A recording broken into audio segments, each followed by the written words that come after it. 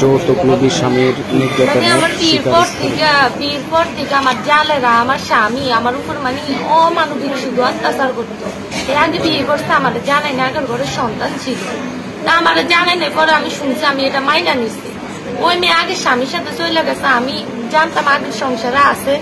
আমার বিয়ের সময় আমার জানানি, বিয়ের পর আমি শুনছি ওর লোকের সম্পর্ক।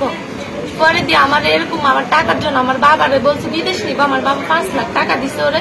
5 লাখ টাকা নেওয়ার পরে এরপরে দিয়ে আবার নতুন কাহিনী 10 লাখ টাকা দিবে ব্যবসা করবো।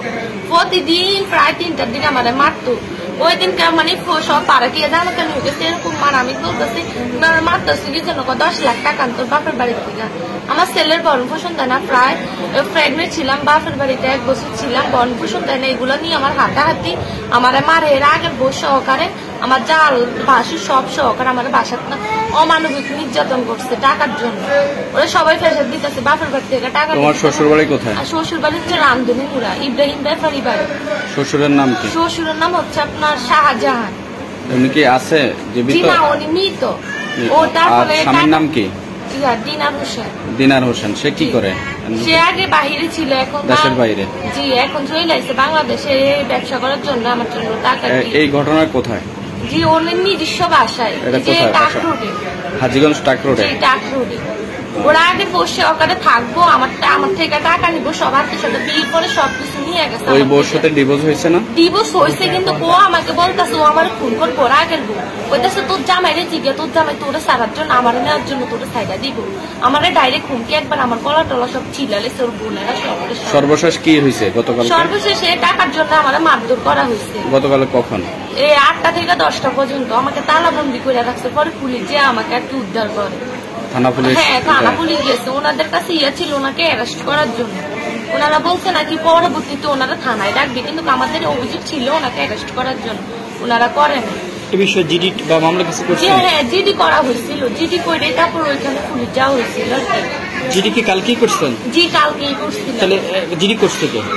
জিডি আমার আব্বুরে ওই যে নিচ থেকে আমরা চিল্লাইছিলাম, ফোন দিছিল ওইখান থেকে আমার বাবা শুন না ফোন দিচ্ছে। আবার পুলিশও থানা অভিযোগ করা হয়েছিল। 999 ফোন দিয়ে ওনারা অভিযোগ জানাইছে। পরে ওনারা শুনে আমার বাবার সাথে কন্ট্যাক্ট করে আসে আমার বাসা উদ্ধার করার জন্য। আপনারা উদ্ধার করছে? জি, তালাবদ্ধ ছিল, সব তালা মেনে দিচ্ছে। সর্বশেষ কত টাকা চাইছে? সর্বশেষ 10 লক্ষ টাকা চাইছে। আমি ওরে জানি। সে কি করবে টাকা দিয়ে? কি টাকা দিয়ে ব্যবসা করবে। সে ব্যবসা করবে? হ্যাঁ, ব্যবসা করার জন্য। হাজীগঞ্জ ইব্রাহিম ব্যাপারী বাড়িতে বিয়ে দিয়েছিলাম। ধর্মনা আসছিল। আগে যে ছেলে বিয়ে করছে সেটা আমি জানছি, তবে ছেলের যে বাচ্চা আছে সেটা আমি জানি না। কথাটা গোপন রাইখা আমার মেয়েকে বিয়ে করছে।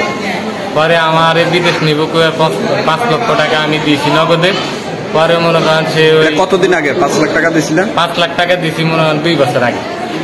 সে বিদেশ ছিল আগে, ধরা খায়া দেশ আইসা গেছে। এর মাঝখানকে আবার মনে করেন রাজনীতি ভাবে মামলা খায়া 2.5 মাস জেলের ভিতরে ছিল।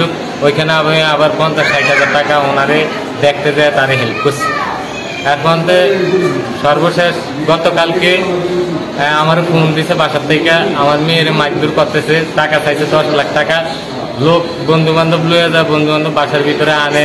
মেয়েরে ফাঁক করছো নি, মেয়েকে হঠাৎ করে তুমি লোক লিয়ে আইসো, তুমি তো আমার জানাইবা যে আমার একটা মেহমান আসছে, কি ফাঁক করছো না করছো। তখন মেয়ে মনে করেন না দিতে পারলে মেয়ের মন্দ সারি, আম করে মনে করেন মন্দ সারি।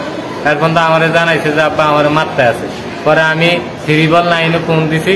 399 ফোন দেওয়াতে হাজীগঞ্জ আমার কানেকশন দিয়েছে। কানেকশন দেওয়াতে কবে আমরা তো চিনি না, আপনি থানার ভিতরে আসেন।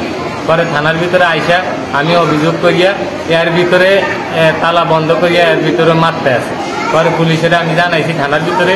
পুলিশ পরে তাড়াতাড়ি ফোন করিয়া পোস্ট পাঠাইছে। পোস্ট পাঠালে যে আপনার মেয়েকে মারছে, মানে কি জন্য মারছে? মারছে যে টাকা চাইছে 10 লক্ষ টাকা। কি করবে টাকা দিয়ে? টাকা নিয়ে ব্যবসা করার জন্য। তারপর সে মাছ ফালাইছে না কি ফালাইছে, মনে করেন রাত 2টা বাজে আইয়ে, 3টা বাজে আইয়ে, 4টা বাজে আইয়ে। এরপর পুলিশে কি করছে? পুলিশে মনে করেন যায় ওইখানে আমার মেয়েকে উদ্ধার করিয়া আমার মনে করেন কি অবস্থা পাইছিল? মেয়েরে পাইছে নিচের ভিতরে পাইছে, মনে করেন আপনার মাথার ভিতরে কাপড় চোপড় নাই। আর বলতে মনে করেন আপনার প্রায় তার নিঃশ্বাস নাই, মনে করেন কান্দা অবস্থা পাইছে। সেই মুহূর্তে কি আপনার এই ওর স্বামী তাকে যে মারছে ওই সময় সে ছিল না কাছে? হ্যাঁ ছিল, করে নাই, মানে নিচে ছিল আর কি।